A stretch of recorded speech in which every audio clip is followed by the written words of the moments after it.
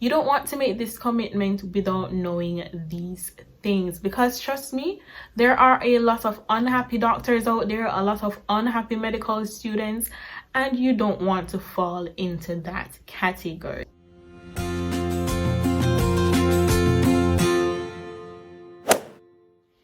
Hey guys, welcome back to my channel. If you're new here, my name is Khalesia, but you can go ahead and call me Ashley-Rae, you know? Yeah, right. So in today's video, I'm going to be giving you 5 reasons you should not go to medical school. But before I get into that video, go ahead and hit that like button and don't forget to subscribe. So a little disclaimer before I start. This is by no means me telling you to give up on your dreams of getting into medical school. However, these are some reasons a lot of persons do not go to medical school, as well as I think that if you're considering committing yourself to 5 years of studying for this program, you should at least know these things and think about them. So the first point, or the first reason you should not go to medical school is it is expensive. Guys, from the day you get that acceptance letter, the very first thing, the very first stress that you're going to encounter is the cost, right? So you're not going to be able to start the program unless you're able to pay for it. So whether that is through the SLB, or your parents were proactive and had the money, or for some persons, scholarships, you need money and a lot of it. So in my last video, I made a mistake of saying that the cost for a non-sponsored student, which I explained what that's all about in that video, so go ahead and check it out, is approximately 3.8 million, when in truth and in fact the price is 28,000 Jamaican dollars, and that changes depending on the exchange rate that the university is using. So at the current time, which is 2020, this is now August, right? The exchange rate is $141. So when you work that out, you're going to realize that the tuition cost is $3.98 million. So if you're lucky enough, then you would have been able to snatch a subsidized spot. So that means you're paying 20% of that, which currently works out to about 650,000 Jamaican dollars. So regardless of whether you're subsidized or non-subsidized, it is still a very expensive degree program, one of the most expensive degrees offered at the university. And a lot of scholarships do not cover for the MBBS degree. So a lot of scholarships will explicitly say that not or excluding MBBS/law degrees. Like, they don't want to be paying that much money for your degree because they know it's expensive. Like, these businesses know that medicine is expensive and they don't want to take it upon themselves to send y'all to school. So just keep that at the back of your mind. This is expensive. You're in for 5 long years, and unfortunately a lot of medical students drop out because of that.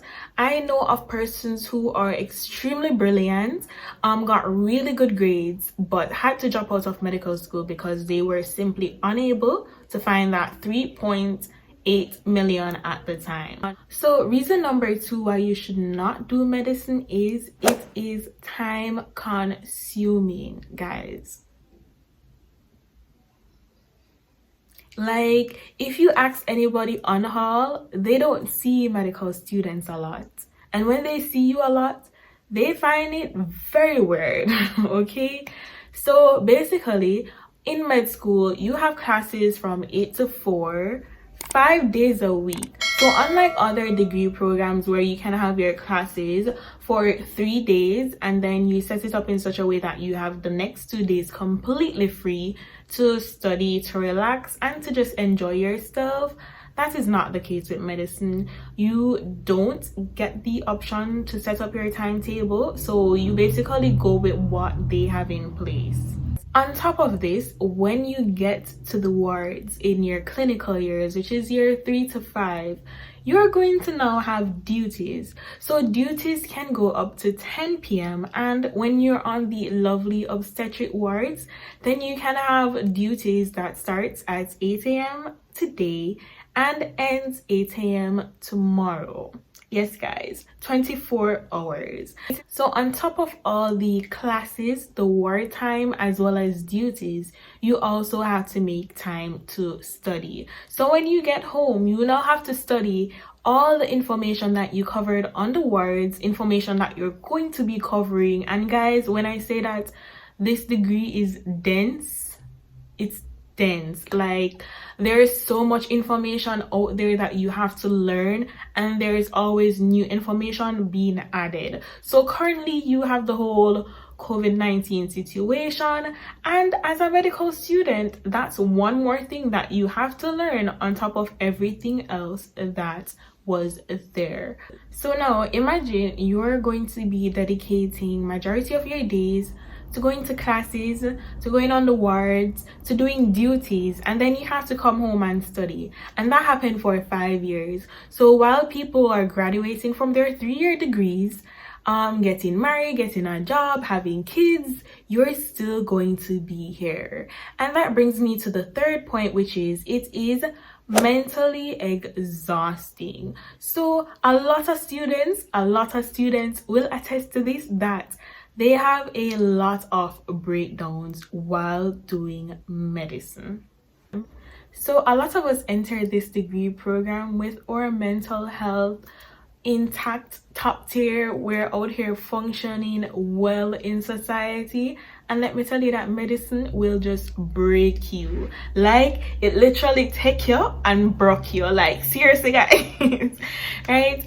And a lot of persons, all of a sudden you're suffering from depression, wondering why you're in here for this long. Why did you choose medicine? Like, why is it so hard? You're going to be questioning how smart you are, because you enter this degree program with your ones. You enter this degree program with your straight A profile, your Caribbean Cape recognition, and